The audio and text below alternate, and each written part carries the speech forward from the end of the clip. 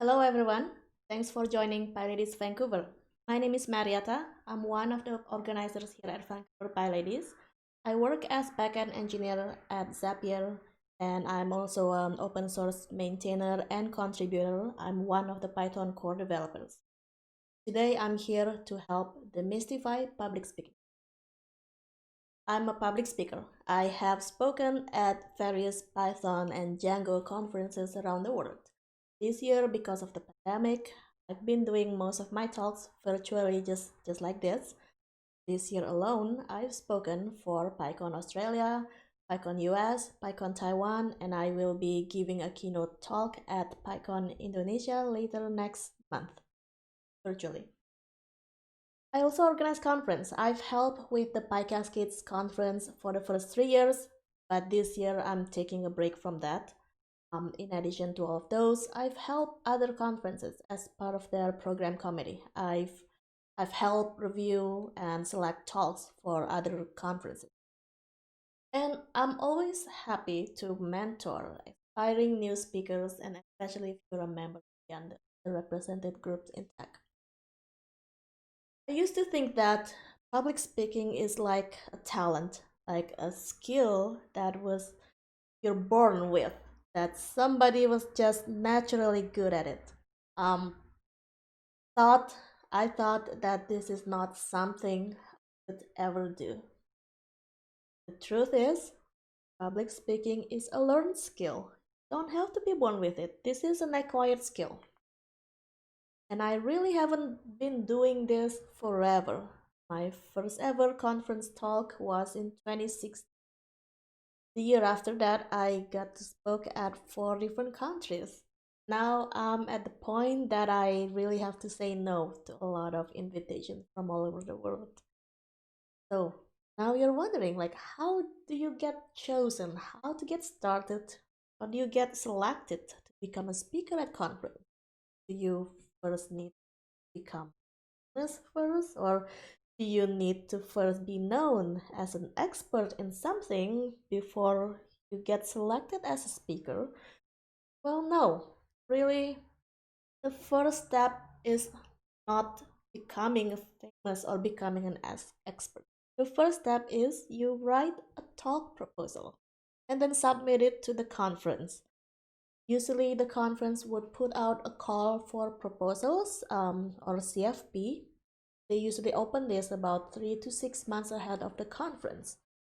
You're not sure how to even write a proposal, you're not even sure how it even looks like. The great news is that there are lots of examples out there. You don't need to start from scratch. Read some examples proposals that other folks have written, and hopefully it gives you an idea of how to write your own. And you really don't have to do this alone. Don't be afraid to ask for help. Find a mentor to review your proposal before you submit it. Now, maybe you're thinking, I don't even know what to talk about. What am I going to say? I'm sure you have lots of things to say. You can talk about things you've learned, things you're passionate about, or things you wish you known. When you write a proposal, just think about the audience, like who should benefit from your talk. Um, it's never everyone. Your talk will need a specific audience.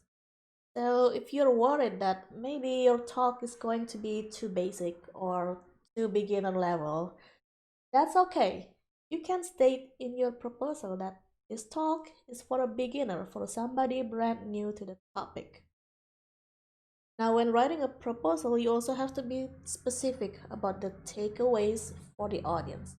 What are the key things that the audience will learn from your talk? I like to advise to the new speakers, the more detailed you have in your proposal, put it in there. Tell them what is the thing that the audience will learn and elaborate on why their attendees should learn this from you. Tell them why you are the best person to teach this. Um, Reviewers have to choose only a handful of talks out of hundreds of proposals. Your proposal really need to be convincing. So, what if you submitted a talk and you got rejected?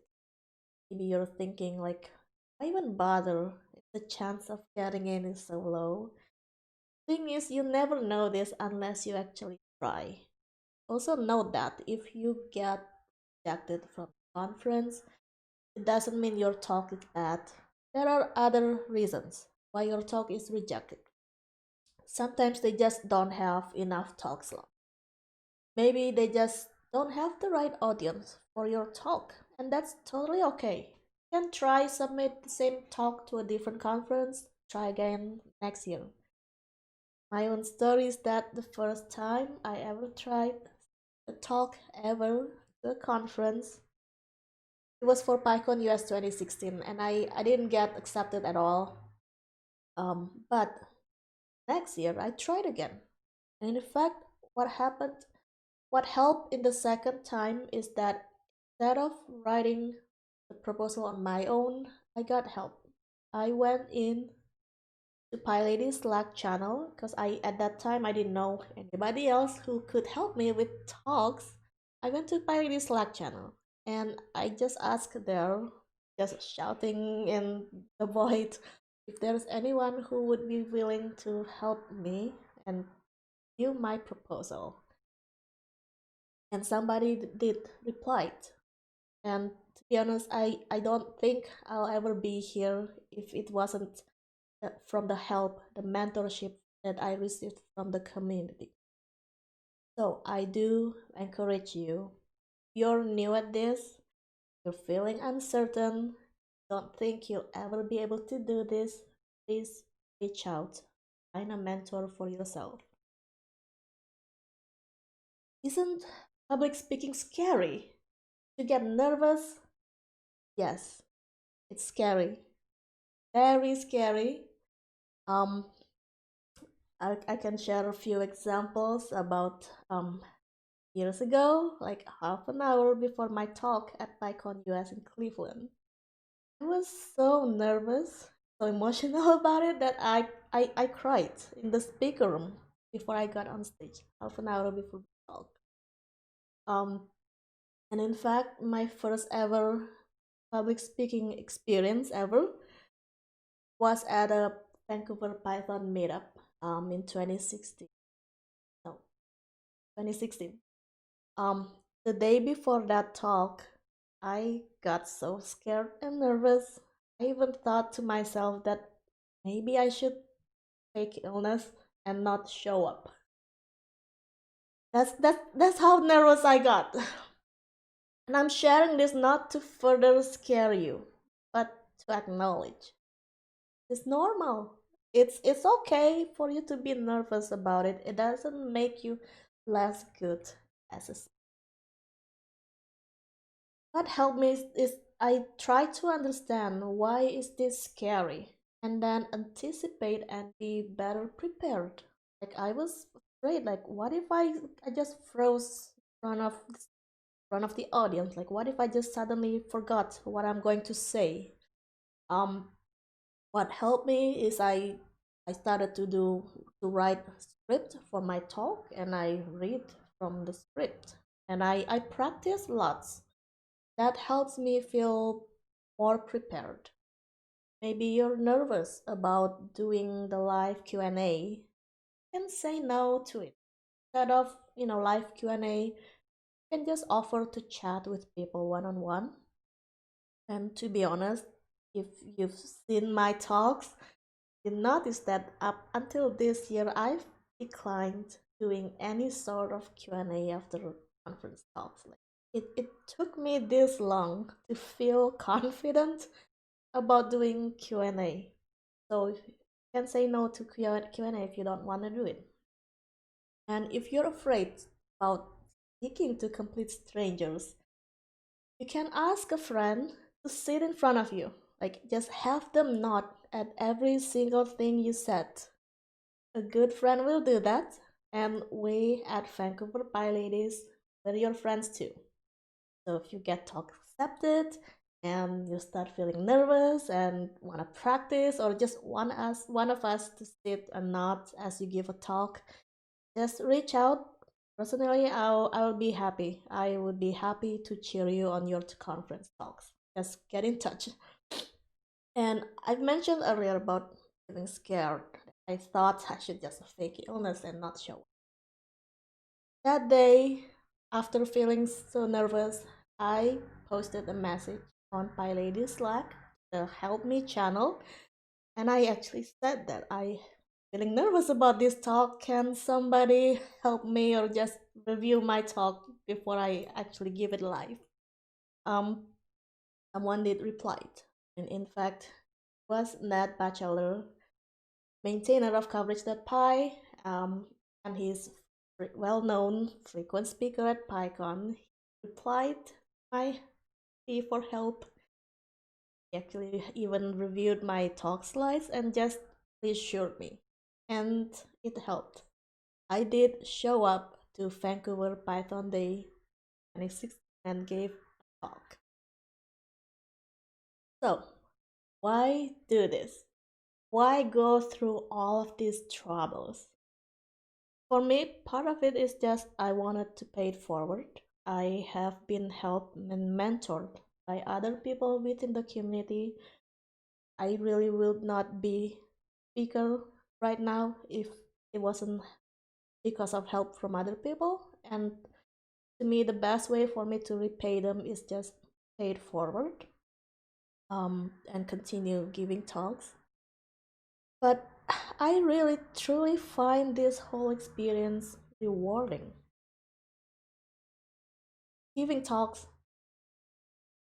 has taken me to places. It opens up lots of new opportunities I never thought would I could ever do. And if I had thought that first one needs to become an expert before they give a talk, but I realized that by continuing to give talks is how I get to build that reputation. That is how I establish myself as an expert in something. And honestly, each time I give a talk, I feel fabulous. I feel like victorious, like I've conquered my fears. And then I celebrate by getting ice cream. And I know you too will feel fabulous once you give a talk. So, I really hope you feel inspired and want to give a talk. Check out all of these awesome resources on public speaking. I will be sharing the PDF of this talk later to PyLadies Vancouver. And speaking of giving a talk, PyCascades has their CFP open. The next PyCascades will be online instead of in person. They do have mentors, so please check it out and submit a talk. Thank you so much, PyLadies Vancouver, for listening. If you'd like to get in touch with me, I'm on Twitter as Marietta. I'm also on PyLadies Slack as Marietta. Feel free to DM me or send me an email, marietta@pyladies.com. If you found value in all my talks, in my open source contributions, please consider sponsoring me on GitHub. Thank you.